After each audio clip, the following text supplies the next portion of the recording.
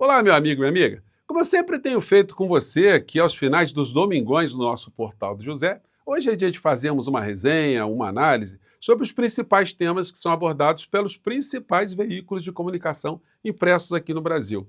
Muitas coisas são tratadas, que são apontadas por colunistas, só começam a ser reverberadas pelos veículos que não operam sábados e domingos a partir da segunda-feira. Muitos veículos na internet, muitos colunistas, muitos jornalistas vão reverberar algumas coisas que nós vamos tratar aqui no nosso portal a partir de agora. Você que é muito bem-vindo, muito bem-vinda. Se você chegou agora e não nos conhecia, se inscreva aqui para você fazer parte do nosso portal. Compartilhe os nossos vídeos se você gostar. Sempre mande seu comentário, seu joinha aqui no nosso portal, porque são sempre muito considerados, são sempre lidos. Enfim, e sempre leia também o primeiro comentário, porque no primeiro comentário eu coloco links muito importantes ali para você conhecer o nosso canal de cortes, o nosso clube de membros e também participar de um abaixo-assinado e de um movimento muito importante que nós estamos fazendo aqui no nosso portal para essa caminhada de 2026. Você que quer ter uma renovação no Congresso Nacional e quer ver gente lá combativa, né? Você que é muito bem-vindo e muito bem-vinda. Bom, tem muita coisa interessante hoje aqui, gente, e é uma coisa, foi uma surpresa interessante aqui no meu caso específico, tá? Os jornais todos, já comentei com vocês no nosso encontro anterior, as capas, e agora entrando nos conteúdos, tem coisa muito interessante aqui. Eu vou primeiro, antes de entrar nas pautas aqui, abordar algumas coisas que estão acontecendo nesse final de semana que estão nas redes. Após áudio de Flávio e Vorcaro, Atlas Intel pergunta sobre vídeo de Michele. Gente, o que eu cravei aqui com vocês alguns dias atrás, logo quando surgiu esse vídeo da Michele? Eu disse para vocês, vamos apostar que o nome da senhora Michele será planilhado agora como uma possível candidata à presidência da República? Porque esse era um movimento... Gente, até os mais radicais dentro do bolsonarismo, eles estão percebendo que a Michele fez o que fez porque ela está querendo tomar o lugar do Flávio Bolsonaro. E, portanto, ela está sendo muito atacada de todas as formas, né? Mas aí os chumbos entre essas criaturas, quem ganhará é a sociedade brasileira, né? Que vai vendo a podridão, a degradação em que essas pessoas vivem e como elas fazem política. Aquilo ali é tudo, menos uma família. Por isso nós sempre classificamos essa gente como sendo um clã ou uma Orcrim, né? Que tem que ser varrida da vida política aqui no nosso país. O Brasil sempre terá pessoas conservadoras, sempre terá pessoas de direita e pessoas que podem ser conservadoras e de direita, mas terem algum tipo de racionalidade e lucidez. Isso é completamente diferente dessa quadrilha que explora o medo, o pânico, mistura política com religião, mente sem parar e visa apenas o seu interesse próprio, inclusive vendendo a nossa pátria ou tentando vender a nossa pátria, né? Então, como eu disse para vocês, é o que acontecerá. Então nós vamos ver planilhamentos aí e vamos ver perguntas aí também nesse Atlas Intel sobre o que as pessoas que tomaram conhecimento da fala de Michele acham de Flávio Bolsonaro. Bom, mas a gente não deve ter também muita ilusão sobre até onde a degradação desse personagem irá, do seu Flávio Ladrão, segundo o Ministério Público do Estado do Rio de Janeiro, o Flávio Rachadinha para alguns, né? Porque, infelizmente, existe uma parcela da sociedade brasileira, como existe em outras partes do mundo, que estão com ressentimento, um ódio muito grande, e quando as pessoas chegam nesse ponto, nada faz com que essas pessoas mudem as suas opiniões e seus pontos de vista. Bom, nesse meio, né, eu passei para vocês, no final do nosso encontro anterior, um vídeo que muita gente pediu para passar de novo, que muita gente não viu, né? E muitas pessoas não assistem todos os nossos vídeos também, que é absolutamente natural, que foi a performance do senhor Sérgio Moro, que agora é uma espécie de cúmplice do ladrão, segundo o Ministério Público, né, do Rio de Janeiro, o senhor Flávio Rachadinha. Alguém que disse que saiu do governo Bolsonaro para não proteger o Flávio ladrão, o Flávio de Rachadinha, mas agora está abraçado com ele porque abraçar ladrões para algumas pessoas dá voto também, né? Mas ele deu uma escorregada lá no Paraná muito pesada para ele, né? Porque o que aconteceu é que ele confundiu a população do município de Paranaguá com uma tribo indígena. Ele não sabia nem quem eram as pessoas desse município de Paranaguá, que fica no litoral do Paraná. Então a situação vexatória foi essa aqui, está dando muito meme, fazendo muita gente rir, né? Vamos ver aqui. A pergunta é a seguinte: o nosso porto de Paranaguá é o segundo maior porto do Brasil. O que o senhor tem a dizer sobre o nosso porto em relação aos paranaguases? Em relação a? Os Parnanguaras. Os Parnanguaras, que são as pessoas que nascem em Paranaguá. Só que ele pensou que eram indígenas, né? Parnanguaras, a população indígena lá? Isso.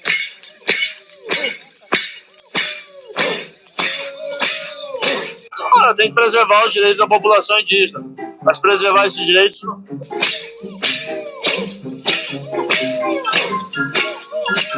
Gente, o negócio, ele tentou se explicar depois, disse que não escutou direito e tal, mas é o Moro, né? É o Moro, né? E aí é o seguinte, gente, nós estamos falando aqui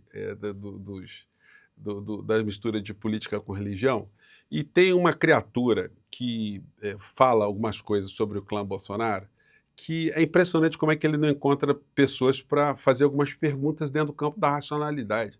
Nada pessoal contra o senhor pastor do Bolsonaro, né? Porque eu não conheço a figura pessoalmente, mas enquanto uma pessoa que vem publicamente contar mentiras, envenenar a sociedade, perverter o direito, atacar instituições, aí ele tem que receber as trombadas também, né?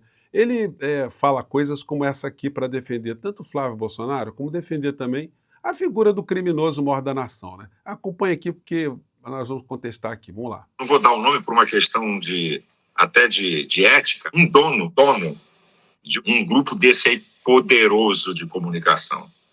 Ele disse assim para mim, pastor, pode falar o que quiser de Bolsonaro.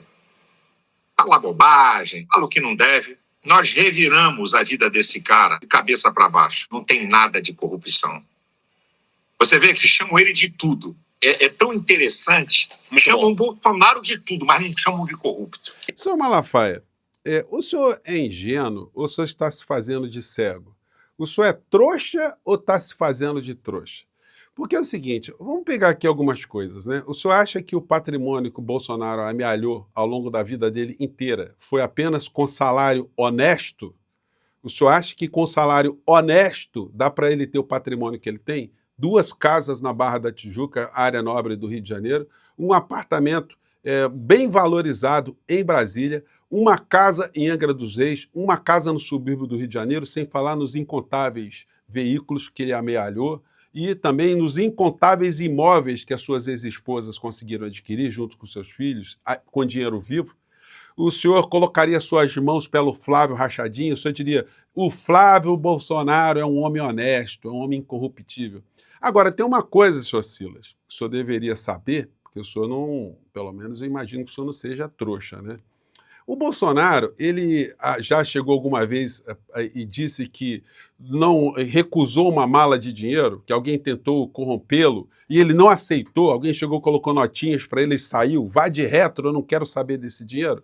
Porque o Bolsonaro sempre foi um cara tão inútil, ele foi um cara tão insignificante, que o corruptor nunca se interessou em corrompê-lo, em dar dinheiro para ele, porque ele não podia resolver absolutamente nada. Ele sempre foi do extrato do pior que existiu na vida política brasileira. Ele não foi corrompido, não foi porque ele recusou, não, foi porque as propostas não chegaram a ele. Simples assim. Aí fica fazendo esse discurso hipócrita, né? Que é honesto, não é corrupto. É só olhar a vida dele. É só olhar o contra-cheque dele a vida inteira e olhar o patrimônio dele e das ex-mulheres e dos filhotes também, né?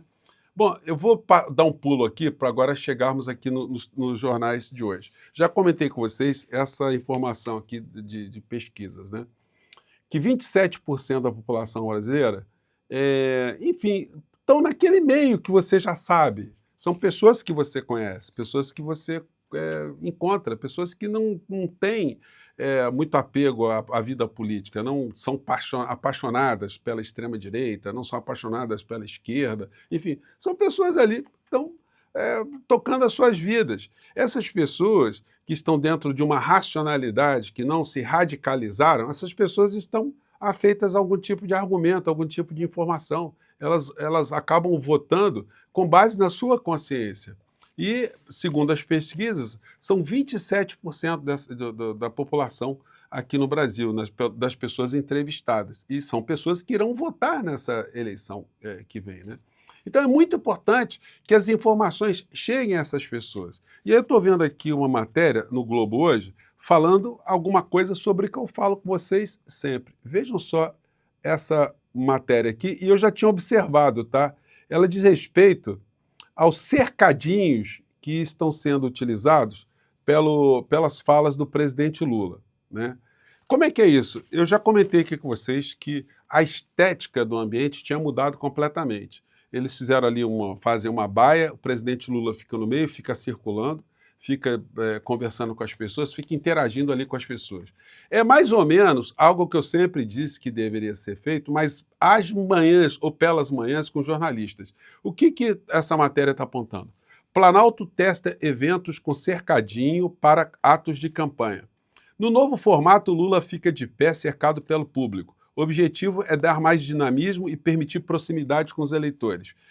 Alguns críticos, inclusive lá da equipe do Sidônio, ele mesmo, né, pelo que a gente lê na matéria, eles acham que esse tipo de performance, esse tipo de padrão ou de formato, ele tem muitos pontos positivos, mas eles têm pontos negativos porque o presidente acaba falando, enfim, sem roteiro. Ele largado ali, ele vai falando do que ele quer falar, ele é muito espirituoso, e quando fala alguma coisa, que foi mencionado aqui, a fala que ele fez sobre o Neymar, né? Foi fazer uma brincadeirinha, reproduzir a brincadeirinha, que o Neymar foi o primeiro jogador do mundo convocado por home office, né? E foi o que bastou. Ninguém nem falou que o Lula, nesse dia, estava inaugurando um hospital de oncologia e depois ele foi inaugurar um hospital universitário. Só se falou dessa coisa inútil, dessa coisa bizarra.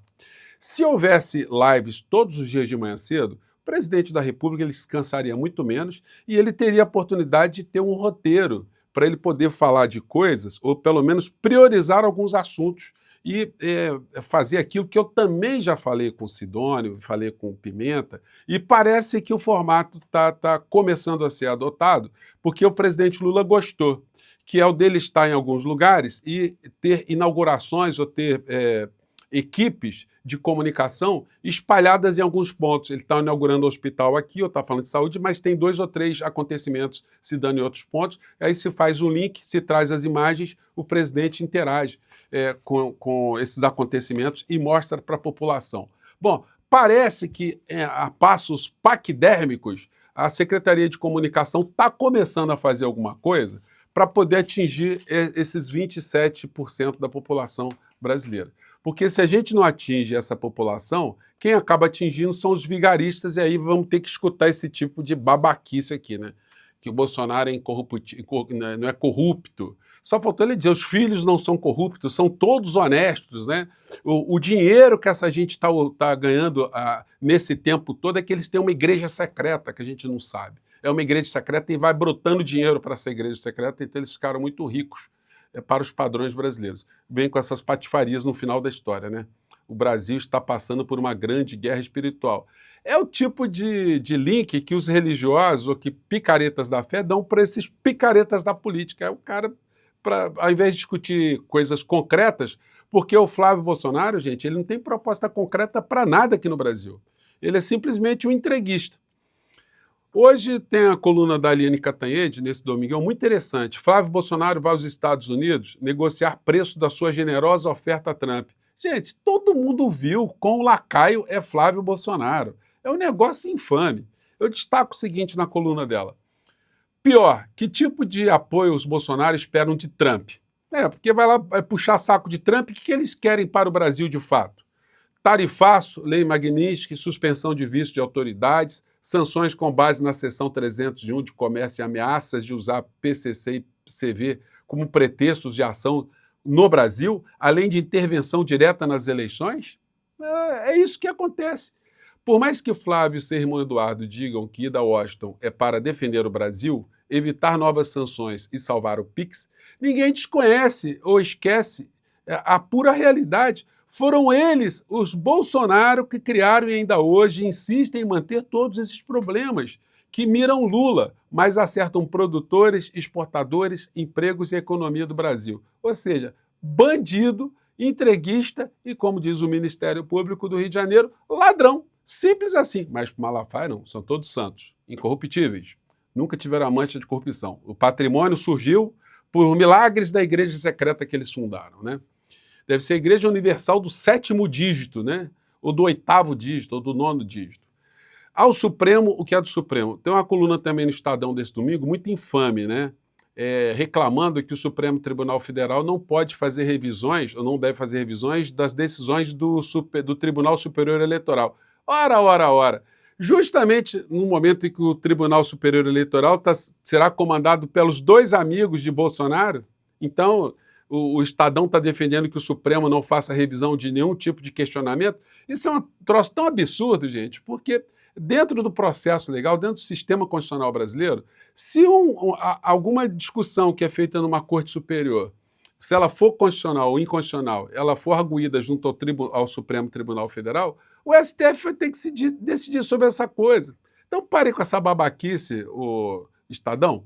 Gente, e para finalizar, 2 coisas. Primeiro que nesse domingo, às 8 horas da noite, às 20 horas, eu vou retransmitir aqui no nosso portal um documentário muito legal feito pelo ICL. Eu sempre que posso, eu sou parceiro de todos os canais aqui progressistas no Brasil, e eu acho que é um trabalho muito legal que eles estão fazendo, então vou compartilhar aqui a partir das 8 horas.